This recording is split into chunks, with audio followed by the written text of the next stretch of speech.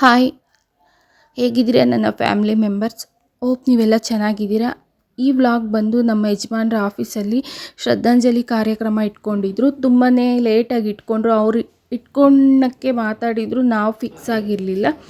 ಅವರು ಕೂಡ ತುಂಬಾ ಇದರಿಂದ ನೋವಲ್ಲಿ ಇದ್ದರು. ಹೊರಗೆ ಬರೋದು ಲೇಟ್ ಆಯಿತು. ಆ್ಯಕ್ಸೆಪ್ಟ್ ಮಾಡ್ಕೊಳಕ್ಕಾಗದೆ 2ನೇ ತಿಂಗಳಲ್ಲಿ ಇದನ್ನು ಇಟ್ಕೊಂಡ್ರು. ಇನ್ನೊಂದು ದಿವಸ ಇದೆ, ನಾಳೆ 2ನೇ ತಿಂಗಳು ತುಂಬುತ್ತೆ ಅನ್ನಂಗೆ ಈ ಕಾರ್ಯಕ್ರಮನ ಇಟ್ಕೊಂಡ್ರು. ಯಾಕಾಗಿ ನಾವು ಸುಧಾರಿಸ್ಕೊಳ್ಳೋದು ಕಷ್ಟ ಇತ್ತಲ್ವ. ನನಗೂ ಕೂಡ ಟೈಮ್ ಬೇಕಾಗಿತ್ತು. ಇದರಿಂದ ಹೊರಗೆ ಬಂದಿರಲಿಲ್ಲ, ಇನ್ನೂ ಬಂದಿಲ್ಲ.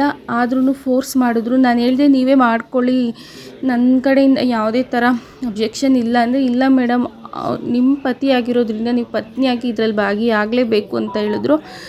ಎಷ್ಟು ನಾನು ಬೇಡ ಅಂದ್ರೂ ಲೇಟ್ ಆದರೂ ಪರವಾಗಿಲ್ಲ, ನೀವು ಇರಲೇಬೇಕು ಅಂತ ಇವತ್ತು ಇದನ್ನು ಇಟ್ಕೊಂಡ್ರು.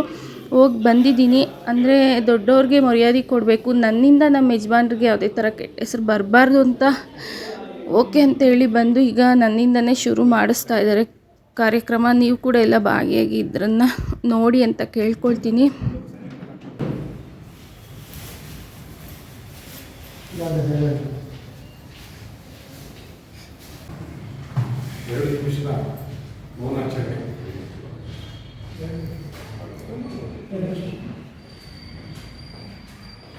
ಅವರ ಆತ್ಮಶಾಂತಿಗಾಗಿ ಮೌನಾಚರಣೆ ಯತ್ನಿಸುವ. ಮೌನಾಚರಣೆ ಆರಂಭ.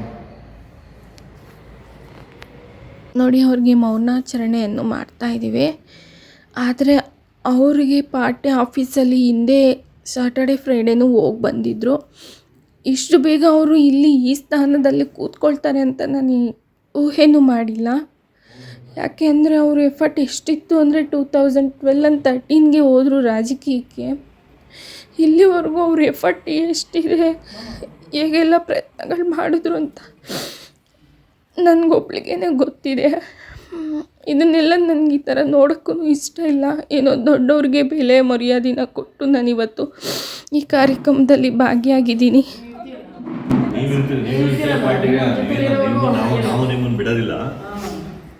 ಈಶ್ವರನ ಯಾರಾದರೂ ಬರೀತಾರ? ಈಶ್ವರನ ಮಾಡ್ತಾರೆ, ನಮ್ಮನ್ನು ನಾವೇ ಮಾಡ್ತಾರೆ. ಈಶ್ವರನ ದೇವ್ರ ಹತ್ರ ಹೋಗಿ ಕೈಲಾಸದಲ್ಲಿ ಅವರಿದ್ದಾರೆ. ಅವ್ರನ್ನ ಕಳ್ಕೊಂಡಿರೋ ನೋವು ತುಂಬ ಜನಕ್ಕಿದೆ. ಈ ಕಾರ್ಯಕ್ರಮಕ್ಕೂ ಕೂಡ ತುಂಬ ಜನ ಬಂದಿಲ್ಲ. ಯಾಕಂದರೆ ಅವ್ರಿಗೂ ಇದನ್ನೆಲ್ಲ ನೋಡೋಕ್ಕೂ ಇಷ್ಟ ಇಲ್ಲ. ಅವ್ರ ಕರ್ತವ್ಯ ಆಗಿರೋದ್ರಿಂದ ಇದನ್ನು ಅವ್ರಿಗೆ ಸಮಾಧಾನ ಆಗಬೇಕು. ಪಾರ್ಟಿ ಆಫೀಸ್ ಅಂದರೆ ತುಂಬಾ ಇಷ್ಟ ಅವರಿಗೆ. ಅವರು ಕೆಲಸ ಇರಲಿ ಇಲ್ಲದೆ ಹೋಗಲಿ ದಿವ್ಸಕ್ಕೊಂದ್ಸತಿ ಅಲ್ಲಿ ಒಂದು ವಿಸಿಟ್ ಕೊಟ್ಟೇ ಹೋಗ್ತಿದ್ದಿದ್ದು ಮುಂದಕ್ಕೆ. ಮೋಸ್ಟ್ಲಿ ಸೋಮವಾರ ಹೋಗುವಾಗೂ ಮಲ್ಲೇಶ್ವರಂ ಯಶವಂತಪುರ ಮೇಲೆ ಹೋಗ್ತಿದ್ರು. ನಾನು ಮೋಸ್ಟ್ಲಿ ಅಂದ್ಕೊಳ್ತೀನಿ ಪಾರ್ಟಿ ಆಫೀಸ್ಗೆ ಹೋಗಿ ಅವರು ಸಿಟಿಗೆ ಹೋಗ್ತಿದ್ರು ಅನಿಸುತ್ತೆ ಅಂತ. ಅದಕ್ಕೆ ಆ ದಾರಿಯಲ್ಲಿ ಹೋಗಿದ್ದಾರೆ ಅಂತ ಅಂದ್ಕೊಂಡಿದ್ದೀನಿ. ಅವರ ಪ್ರೀತಿ ಆಫೀಸ್ ಮೇಲೆ ಅವ್ರಿಗೆ ಇದ್ದಂಥ ಕಾಳಜಿ ತುಂಬಾ ಇತ್ತು. ಹಂಗಾಗಿ ಅವ್ರಿಗೂ ಇದೆಲ್ಲ ಮಾಡೋದು ಇಷ್ಟ ಇಲ್ಲ. ಅವರ ಆತ್ಮ ಶಾಂತಿಗೋಸ್ಕರ ಮಾಡ್ತಾ ಇದ್ದಾರೆ. ಅದಕ್ಕೆ ನಾನು ಕೂಡ ಭಾಗಿಯಾಗಿದ್ದೀನಿ. ಎಲ್ಲರಿಗೂ ಗೊತ್ತು, ನಾನಿಲ್ಲದೆ ಏನು ಮಾಡಿದ್ರೂ ಅವ್ರಿಗೆ ಇಷ್ಟ ಆಗಲ್ಲ ಅಂತ. ಆ ಥರ ನನಗೆ ಒಂದು ಸ್ಥಾನನ ಕೊಟ್ಕೊಂಡು ಬಂದಿದ್ರು.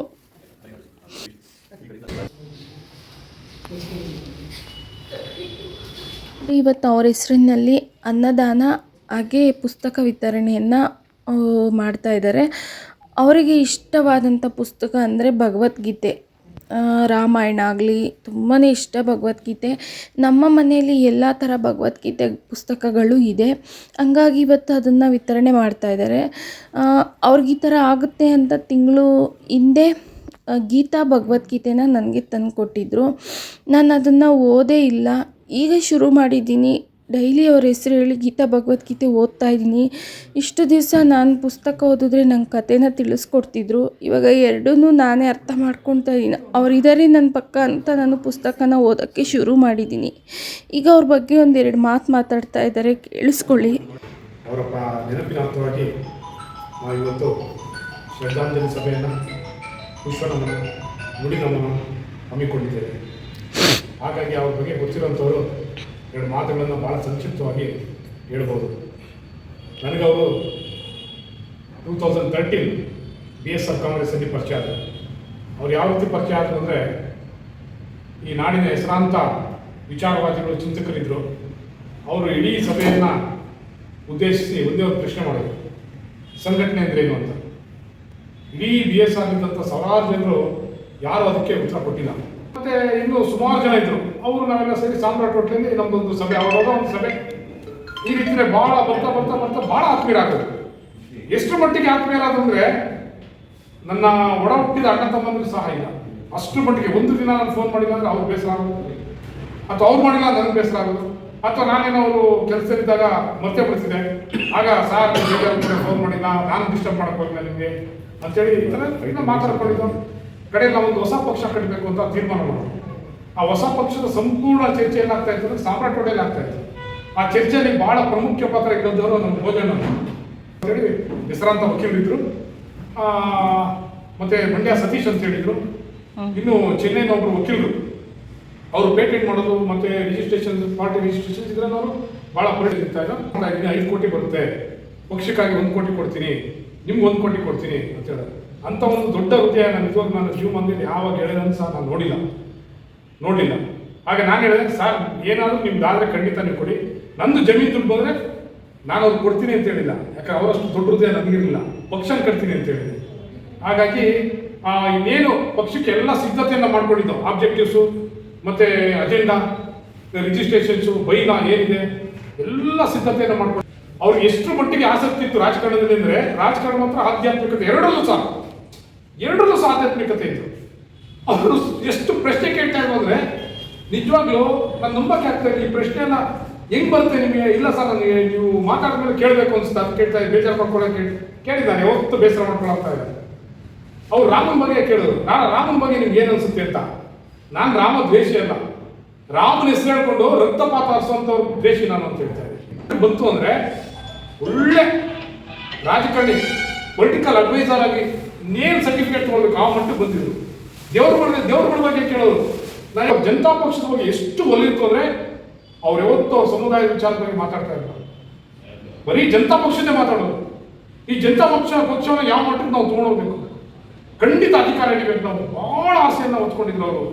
ಈ ಯಾವ್ಯಾವ ಡಿಪಾರ್ಟ್ಮೆಂಟ್ನ ಬೈಫಿಕೇಟ್ ಮಾಡಬೇಕು, ಯಾವ ರೀತಿ ಮಾಡಬೇಕು, ಸಿಸ್ಟಮ್ ಯಾವ ರೀತಿ ಚೇಂಜ್ ಮಾಡಬೇಕು, ಎಲ್ಲನೂ ಎಜುಕೇಷನ್ ಸಿಸ್ಟಮ್ ಬಗ್ಗೆ ನಾನು ಒಂದಷ್ಟು ಹೇಳಿದೆ ಅವ್ರಿಗೆ. ಸರ್ ನಿಮ್ಮ ಜೊತೆ ಖಂಡಿತ ನಾನು ಬದುಕಿರೋರ್ಗೆ ಇರ್ತೀನಿ ಸರ್. ಆ ನೋವನ್ನು ನಾನು ಇವತ್ತು ತಡ್ಕೊಳಕ್ಕಾಗ್ತಾ ಇಲ್ಲ. ಯಾಕಂದರೆ ಅವ್ರು ನಾವು ಚರ್ಚೆ ಮಾಡೋಂಥ ಪ್ರತಿಯೊಂದು ಸಬ್ಜೆಕ್ಟು ಎಷ್ಟಿತ್ತು ಅಂದರೆ, ಮೇಡಮ್ ಅವ್ರು ಗೊತ್ತಿರ್ಬೋದು, ನಮ್ಮ 8 ಗಂಟೆಗೆ ನಾವು ಸ್ಟಾರ್ಟ್ ಆದರೆ ಮಲ್ಕೊಳ್ಳೋ ಒಂದು 2-3 ನಿಮಿಷ ಆಫ್ ಮಾಡಿ ಬರುತ್ತೆ ಅಂತ ಅಲ್ಲೂ ಮಾತಾಡ್ತಾ ಇರ್ತಾ ಇದ್ರು. ಕಡೆಯ ಮಾತು ಭಾನುವಾರ 9:58 ತನಕ ನಾವು ಮಾತಾಡ್ತೀವಿ. ನಂತರ ಅವ್ರು ಸರ್ ನೀವು ಮಲಗುವಂಥ ಸಮಯ, ಹಾಗಾಗಿ ನಾಳೆ ಸಿಗೋಣ ಅಂತ ಹೇಳಿ ಅವತ್ತಿಗೆ ಕಡೆ ಆಗ್ತದೆ. ಅವ್ರ ಆಸೆ ಏನಂದರೆ ಜನತಾ ಪಕ್ಷ ಅಧಿಕಾರಕ್ಕೆ ಬರಬೇಕು, ಪ್ರತಿಯೊಬ್ಬರು MLAಗಳಾಗಬೇಕು, ಕೌನ್ಸಿಲರ್ಗಳಾಗಬೇಕು, MLCಗಳಾಗಬೇಕು. ರಾಮಕೃಷ್ಣ ಹೆಗಡೆ ಅವರ ಒಂದು ಕಾರ್ಯಕಾರಿ ಇತ್ತು, ಅದು ಮತ್ತೆ ಪುನರಂಭ ಆಗಬೇಕು ಅಂತ ಅವರು ಮಹಾನ್ ಕನಸನ್ನು ಹೊತ್ತಿದ್ರು. ನಾವು ನೀವೆಲ್ಲರೂ ಸೇರಿ ಆ ಒಂದು ಕನಸನ್ನು ನನಸು ಮಾಡೋದಕ್ಕೆ ಪ್ರಯತ್ನ ಪಡೋಣ. ಹಾಗಾಗಿ ಇನ್ನೊಂದು ಅವ್ರು ಹೇಳೋದು, ನಾನು ಮದನ್ ಸರ್ನ ಭೇಟಿ ಮಾಡೋಕ್ಕಾಯ್ತು, ಆಗಿಲ್ಲ. ಕಡೇ ಇದು ನಮ್ಮ ಪಕ್ಷದ ಕಾರ್ಯಕರ್ತರಲ್ಲಿ ಅವರು ಕಡೆಯದಾಗಿ ಹೆಸರಿದ್ದು ಮದನ್ ಸರ್ ಅವ್ರನ್ನ ಭೇಟಿ ಮಾಡೋದು ಸುಮಾರು ಸರಿ ಮಾಡಿದೆ. ಫೋನ್ ಮಾಡಿ ನಾನು ಹೇಳಿದೆ, ಇಲ್ಲ ಅವರು ಟ್ರೈನಲ್ಲಿ ಇರ್ತಾರೆ, ಇಲ್ಲ ಬ್ಯುಸಿ ಇರ್ತಾರೆ, ನೀವು ನೇರವಾಗಿ ಆಫೀಸ್ಗೆ ಹೋಗಿ ಕಾಣಿ, ಬೆಸ್ಟ್ ಅದು ಅಂತೇಳಿ ಅಡ್ರೆಸ್ ಹಾಕೊಟ್ಟಿದೆ. ಕಾಣಕ್ಕಾಗಿಲ್ಲ. ಪ್ರತಿ ಒಬ್ಬರ ಬಗ್ಗೆ ಒಂದೇ ಒಂದು ದಿನ ಏಕವಚನದಲ್ಲಿ ಅವ್ರು ಮಾತಾಡಿಲ್ಲ, ಯಾರ ಬಗ್ಗೆನೂ ಮಾತಾಡಿಲ್ಲ, ಕೆಟ್ಟಾಗೂ ಮಾತಾಡಿಲ್ಲ. ನಿಜವಾಗ್ಲೂ ಬಹಳ ಅಪರೂಪದ ಅಧಿಕಾರ ರಹಿತ ರಾಜಕಾರಣಿ ಅಂದರೆ ನಮ್ಮ ಈಶ್ವರ್ ಸರ್ ಅವರು. ಒಬ್ಬರ ಬಗ್ಗೆ ನೆಗೆಟಿವ್ ಆಗಿ ತಿಳ್ಕ್ ಮಾಡಲ್ಲ. ನಾನು ಸಿಟ್ಟು ಬಂದ್ರೆ ಬೈದ್ಬಿಡ್ತೀನಿ, ನೇರವಾಗಿ ಬೈತೀನಿ ಅಥವಾ ಹಿಂದೆ ಕಡೆ ಬೈತೀನಿ. ಆಗ ಅವ್ರು ಮಾತ್ರ ಮುಂದೇನು ಬೈತಾರಲ್ಲ ಹಿಂದೆ ಬಿಟ್ಟು ತಟಸ್ಥವಾಗಿರ್ತಾ ಇತ್ತು. ಬಿಡಿ ಸರ್ ಹೋಗಿ ಅವ್ರಿಗೆ ನಮ್ಗೆ ಯಾಕೆ ಅನ್ನೋರು ಅಂತ ಒಂದು ಅಹಿಂಸಾವನ್ನು ಮೈಗೂಡಿಸ್ಕೊಂಡಿದ್ರು. ಯಾರ ಬಗ್ಗೆನೂ ಎಲ್ಲ ಬಗ್ಗೆ ಒಂದಿತ್ತು, ಪ್ರೀತಿ ಇತ್ತು ಪ್ರತಿಯೊಬ್ಬರಿಗೆ. ಅದರಲ್ಲೂ ಅಕ್ಕ ತಂಗಿರ ಬಗ್ಗೆ ವಿಶೇಷವಾದಂಥ ಗೌರವ ಇತ್ತು ಅವರಿಗೆ. ಅವರು ನಿಜ ಜೀವನದಲ್ಲಿ ಒಂದೇ ಒಂದು ಕಪ್ಪು ಚುಕ್ಕೆ ಇಲ್ಲ, ಆ ಥರದಲ್ಲಿ ಅವರು ನಡ್ಕೊಳ್ತಾ ಇದ್ರು. ಹಾಗಾಗಿ ಅವ್ರನ್ನ ನಾವು ಮರೆಯೋದು ಅಂದರೆ ಅದು ಕನ್ಸಿನ್ ಮಾಡ್ತದೆ. ನಮ್ಮ ಕಡೆ ಉಸಿರಿರೋ ತನಕ ನಾವಂತೂ ಯಾವ ಕಾರಣಕ್ಕೂ ಮರೆಯೋದಿಲ್ಲ ಅಂತ ಹೇಳ್ತಾ ನನ್ನ ಈ ನುಡಿನಮನವನ್ನು ಅವ್ರಿಗೆ ಸಲ್ಲಿಸುತ್ತಾ ನಾನು ನನ್ನ ಮಾತನ್ನು ಮುಗಿಸ್ತಾ ಇದ್ದೀನಿ. ದೇವರು ಮತ್ತೆ ಅವ್ರಿಗೆ ಆದಷ್ಟು ಬೇಗ ಪುನರ್ಜನ್ಮ ಕೊಡಲಿ ಅಂತ ತಾಯಿ ಚಾಮುಂಡೇಶ್ವರಿ ನಾನು ಕೇಳ್ಕೊಳ್ತಾ ನನ್ನ ಮಾತನ್ನು ಮುಗಿಸ್ತಾ ಇದ್ದೀನಿ. ತಪ್ಪಿದಲ್ಲಿ ಕ್ಷಮೆಗೆ. ಈ ಥರ ಕಾರ್ಯಕ್ರಮಗಳಲ್ಲಿ ಭಾಗಿಯಾಗಿ ಇನ್ನೂ ನಾನು ಎಮೋಷನಲ್ ಆಗ್ತಾ ಇದ್ದೀನಿ. ನನಗೆ ಇನ್ನೂ ಹೆಚ್ಚು ನೆನಪಾಗ್ತಿದೆ, ಮರೆಯೋಕ್ಕೆ ಆಗದೇ ಇರೋಂಥ ನೆನಪುಗಳು ಜಾಸ್ತಿ ಆಗ್ತಿದೆ ಹೊರತು ಕಡಿಮೆ ಅಂತೂ ಆಗ್ತಿಲ್ಲ. ಈ ಸಂದರ್ಭದಲ್ಲಿ ಪಕ್ಷದ ಕಚೇರಿಯಲ್ಲಿ ನಮ್ಮ ರಾಜ್ಯ ಪ್ರಧಾನ ಕಾರ್ಯದರ್ಶಿಗಳು ಹಾಗೂ ಬೆಂಗಳೂರು ಉಸ್ತುವಾರಿ ನನ್ನ ಆತ್ಮೀಯರು. ಈಶ್ವರವರು ನಾನು ಯಾವತ್ತೂ ಅವರಿಗೆ ದಿವಂಗತ ಅಂತ ಸಲ್ಲಿಸಕ್ಕೆ ಹೋಗಲ್ಲ. ಈಶ್ವರವರು LHL ಒಂದು ಸಭೆಯಾದಂಥ ಸಂದರ್ಭದಲ್ಲಿ ನಮ್ಮ ರಾಜು ಸರ್ ಹೋದೆಲ್ಲ ಪರಿಚಯ ಮಾಡ್ತಾರೆ.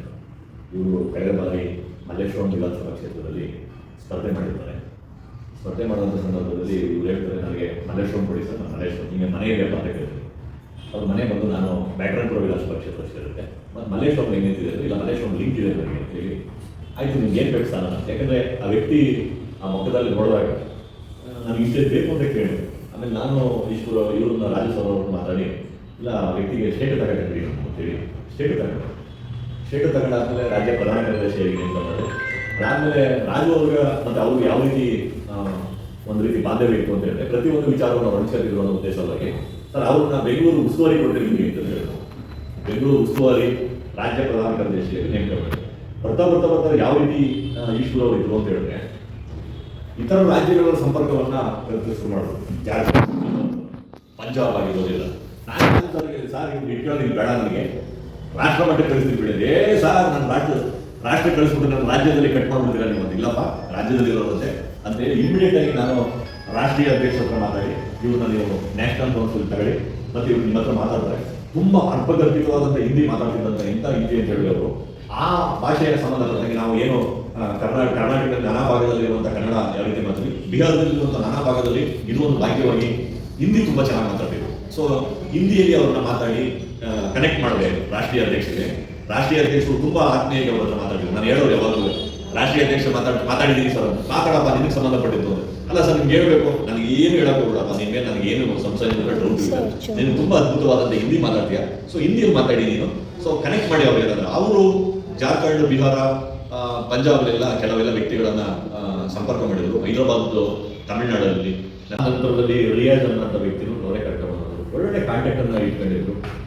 ಸೊ ಇವತ್ತು ಆ ಕಾಂಟ್ಯಾಕ್ಟ್ ನಮ್ಗೆ ಇಲ್ಲದ ಕಾರಣದಿಂದ ನಾವು ಸ್ವಲ್ಪ ಹಿನ್ನಡೆನೂ ಆಗಿದ್ದೀವಿ. ಯಾಕೆಂತ ಹೇಳಿದ್ರೆ ಒಬ್ಬ ವ್ಯಕ್ತಿಯನ್ನು ಕಳ್ಕೊಂಡಂತಹ ನಾವು ಅವ್ರ ಮನೆಯವರಲ್ಲ, ಪಕ್ಷ ಅಂತ ನಾನು ಹೇಳಕ್ಕೆ ಇಷ್ಟಪಡ್ತೀನಿ. ಪಕ್ಷ ಆ ವ್ಯಕ್ತಿಯನ್ನು ಯಾಕೆಂತೇಳಿದ್ರೆ ಅಗಾಧವಾದಂಥ ಸಂಘಟನೆಯಲ್ಲಿ ಆ ವ್ಯಕ್ತಿ ದೊಡ್ಡ ಮಟ್ಟದಲ್ಲಿ ಇರ್ತಾ ಇತ್ತು. ನನಗೆ ತುಂಬ ಸಂತೋಷ ಆಯಿತು ಅಂದರೆ ಇವರು ರಾಷ್ಟ್ರ ಮಟ್ಟಕ್ಕೆ ಕಳಿಸ್ಬೇಕು. ರಾಷ್ಟ್ರ ಮಟ್ಟದಲ್ಲಿ ಸಂಘಟನಾ ಆರ್ಗನೈಸ್ ಸೆಕ್ರೆಟರಿ ನ್ಯಾಷನಲ್ ಮಾಡ್ಕೊಡ್ತೀನಪ್ಪ ಈ ಸತಿ ಜನವರಿ ಫೆಬ್ರವರಿಲಿ ದಿಗ್ಭ್ರಮೆ ಆಯಿತು.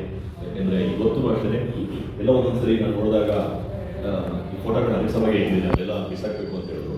ಇಲ್ಲ ಇಲ್ಲ ಅಲ್ಲಿಗೆ ಇರಲಿ ಅವರು ನೆನಪಾಗಿ ಇದೆ ಈ ಫೋಟೋಗಳೆಲ್ಲ ಇದೆ. ಒಂದಷ್ಟು ಫೋಟೋಗಳನ್ನು ಆಚೆ ಕಡೆ ಹಾಕಿದ್ರಲ್ಲಿ ನಾನೇ ತಗೊಂಡು ಇಟ್ಟು ನಾವು ಯೋಗೇಶ್ ಹೇಳಿ ಇರಲಿ ಇದು ಅಂತೇಳಿ ಅದರದ್ದೇ ಒಂದು ಫೋಟೋವನ್ನು ನಾವು ಇವತ್ತು ಇಲ್ಲ ಇರಲಿ ಇದು ಹಾಕ್ಬೋದು ಅಂತೇಳಿ ಇವತ್ತು ಈ ಕಾರ್ಯಕ್ರಮಕ್ಕೆ ತುಂಬ ಅನ್ಯಾಯ. ನಾನಂತೂ ಇಂಥ ಕಾರ್ಯಕ್ರಮಗಳಿಗೆ ಹೊತ್ತು ಭಾಗವಹಿಸಬಾರದು, ನಾವೆಲ್ಲ ಸೇರಬಾರ್ದು ಅನ್ನುವಂಥದ್ದು. ಯಾಕೆಂತ ಹೇಳಿದ್ರೆ ಒಬ್ಬ ದಷ್ಟಪುಷ್ಟವಾದಂಥ ವ್ಯಕ್ತಿ ಮತ್ತು ಈ ರಾಜ್ಯವನ್ನು ಸಂಘಟನೆ ಮಾಡುವಂಥ ಚಾತುರ್ಯತೆ ಇದ್ದಂತಹ ಒಬ್ಬ ವ್ಯಕ್ತಿ ಅಗಲಿದ್ರು ಅಂತ ಹೇಳಿದ್ರೆ ನನಗೆ ಎಲ್ಲೋ ಒಂದು ಕಡೆ ತುಂಬಲಾರದ ನೋವು.